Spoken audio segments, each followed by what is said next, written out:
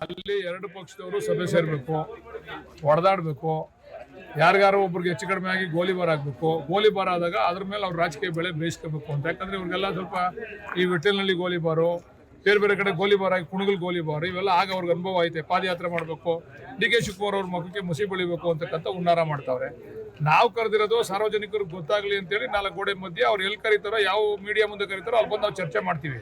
ಅವ್ರು ಬಂದ್ಬಿಟ್ಟು ಯಾರೋ ಶಾಸಕರು ಹೇಳ್ತಿದ್ರು ಇದೇನೋ ಗೋಲಿಬಾರ್ ಮಾಡ್ಸೋಕ್ಕೋಸ್ಕರ ಇವೆಲ್ಲ ಡ್ರಾಮಾ ಅಂತೇಳಿ.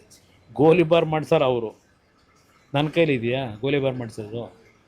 ಇಷ್ಟು ದಿವಸ 450 ದಿವಸದಿಂದ ಯಾವುದೇ ಇದಕ್ಕೆ ಅಶಾಂತಿಗೆ ವಾತಾವರಣ ನಿರ್ಮಾಣ ಮಾಡಿದೆ ನ್ಯಾಯಯುತವಾಗಿ ಭಾಳ ಅವರು ಶಾಂತಿಯಿಂದ ಪ್ರೊಟೆಸ್ಟ್ ಮಾಡ್ತಾವ್ರೆ.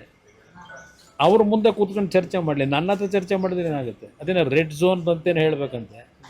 ರೆಡ್ಡು, ಯೆಲ್ಲೋ, ಗ್ರೀನು ಎಲ್ಲ ಶಿವಕುಮಾರ್ ನೋಡ್ತಾರೆ. ಅವ್ರು ಭಾಳ ಅವ್ರ ಇತಿಹಾಸ ರೆಡ್ಡು ಬ್ಯಾಕು ಎಲ್ಲ ನೋಡ್ಕೊಂಬಂದಿರೋ ಇತಿಹಾಸ ಅವ್ರದ್ದು.